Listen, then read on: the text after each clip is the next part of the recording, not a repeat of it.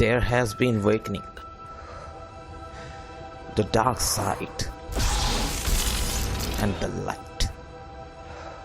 It has been a journey for Star Wars franchise which has impacted its significance in pop culture for long. Be it those memorable quotes, characters, droids, flight ships, lightsabers. The Rise of Skywalker gives a fitting end to the space opera saga.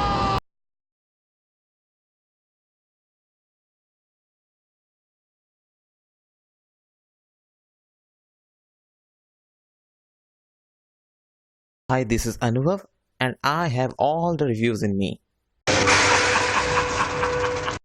Sounds quite familiar?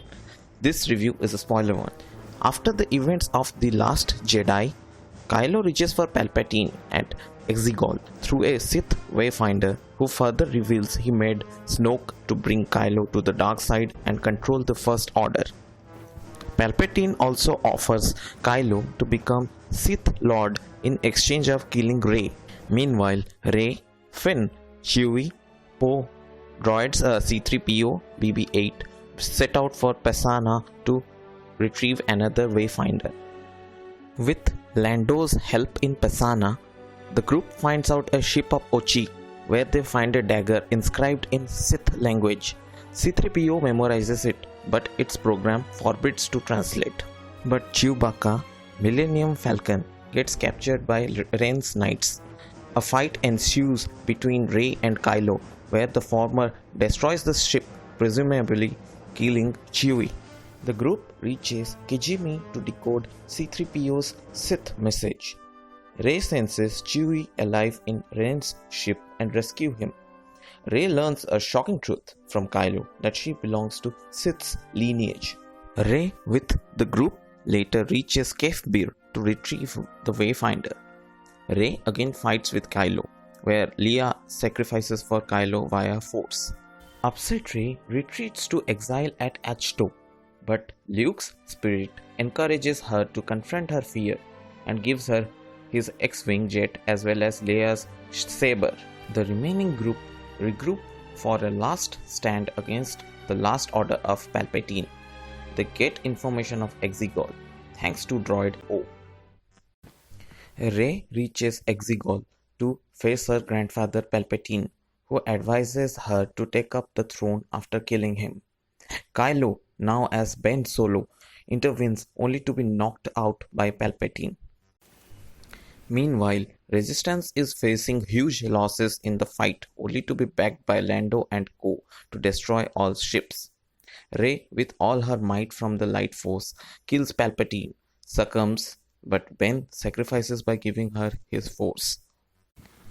Rey later visits Tatooine planet and takes up the title of Skywalker when asked by a passerby. Director J.J. Abrams, just like the episode 7, recreating scenes similar to New Hope, here also adds scenes which have striking similarity from episode 6. He relies more on nostalgia of previous films instead of definitive, bold narrative.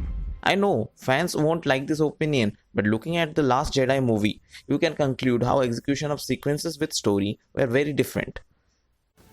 John Williams undoubtedly grooves with his epic music score for One Last Time, which keeps the movie engaging like old times. Carrie Fisher gets a soulful tribute for One Last Time, her scenes and sequences on screen with earlier short footages. The visuals in the movie, especially the duel on the Death Star, was eye-popping. The movie works well emotionally, but misses logically in Palpatine's plan. Also, the inclusion of strong characters like Rose Tico, Janna, Jory Bliss, J.J. Abrams voiced Dio droids, less screen timing makes them forgettable.